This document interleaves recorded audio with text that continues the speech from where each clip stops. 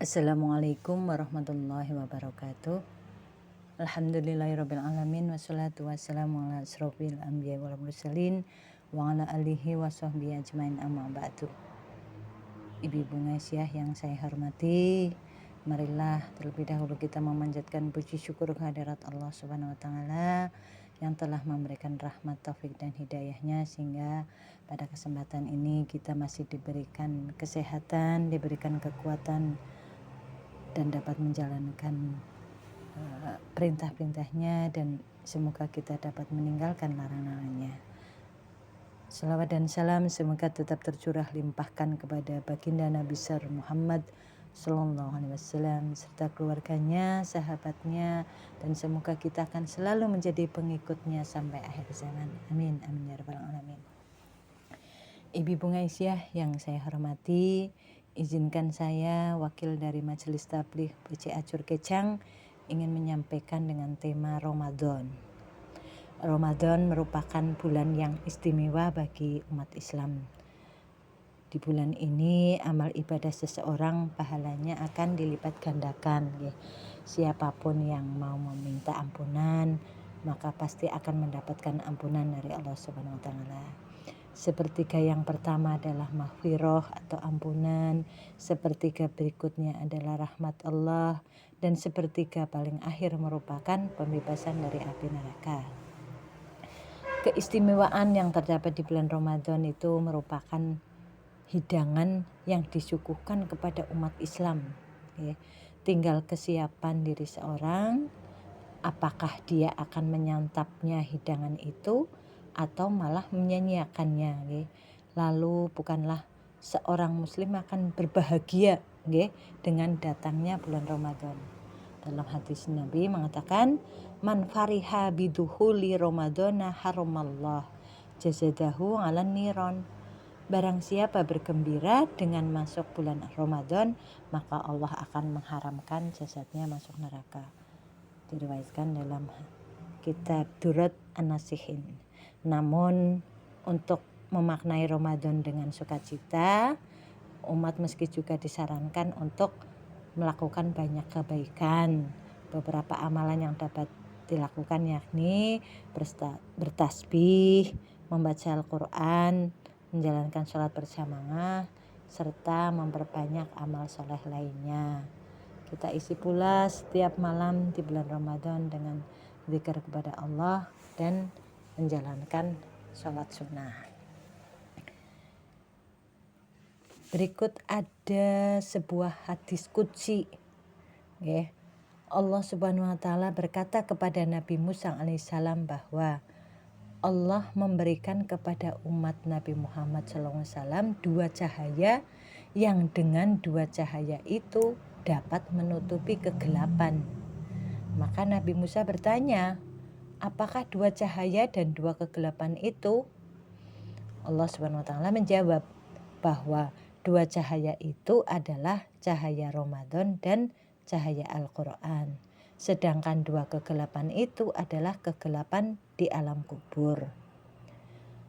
Ibu-ibu Ngaisyah yang berbahagia, berikut kami sampaikan 4 golongan manusia yang dirindukan oleh surga.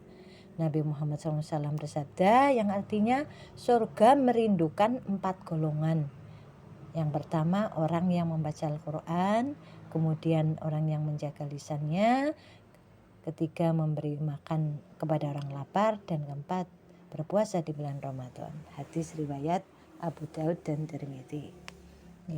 Yang dirindukan surga yang pertama, 1 talil Quran, orang yang membaca Al-Quran. Golongan pertama adalah orang-orang yang lisannya senantiasa menggunakan untuk membaca Al-Quran setiap waktu dan kesempatan yang ada, bahkan saat lapang maupun sempit. Selain dirindukan oleh surga, orang yang rajin membaca Al-Quran hatinya akan menjadi tenteram, sebagaimana firman Allah Subhanahu wa taala dalam surat Ar-Ra'd ayat 28. A'udzu billahi minasyaitonir rajim. Bismillahirrahmanirrahim. alladzina amanu wa tatma'innu qulubuhum bidzikrillah. Ala bidzikrillahi tatma'innul qulub. Yaitu orang-orang yang beriman dan hati mereka menjadi tentram dengan mengingat Allah. Ingatlah, hanya dengan mengingat Allah hati menjadi tentram. Kemudian yang kedua, wahafidzi lisan, orang yang menjaga lisannya dari berkata kotor, mencaci maki dan menghujat.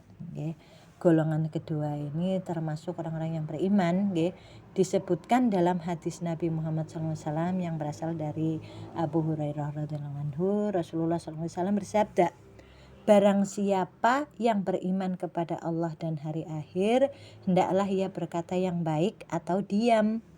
Barang siapa yang beriman kepada Allah dan hari akhir, menghormati tetangganya, dan barang siapa yang beriman kepada Allah dan hari akhir, maka hendaklah ia memuliakan tamunya.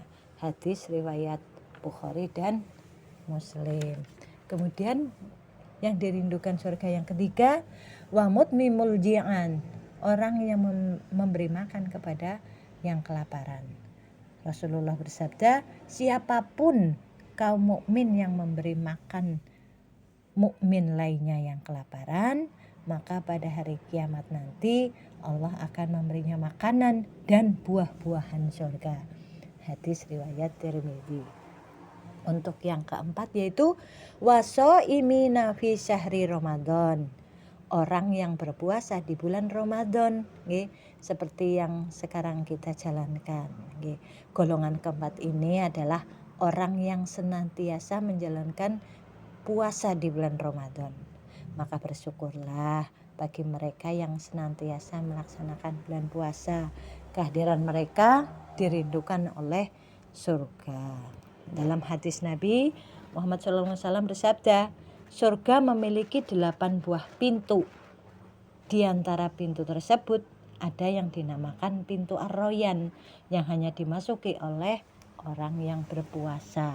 Hadis riwayat Bukhari. Semoga kita termasuk golongan orang-orang yang dirindukan oleh surga. Amin ya rabbal alamin. Demikian yang dapat saya sampaikan. Semoga ada manfaatnya. Kurang lebihnya mohon dimaafkan atas segala kesalahan. Nasrun minallah wa fathun qarib. Assalamualaikum warahmatullahi wabarakatuh.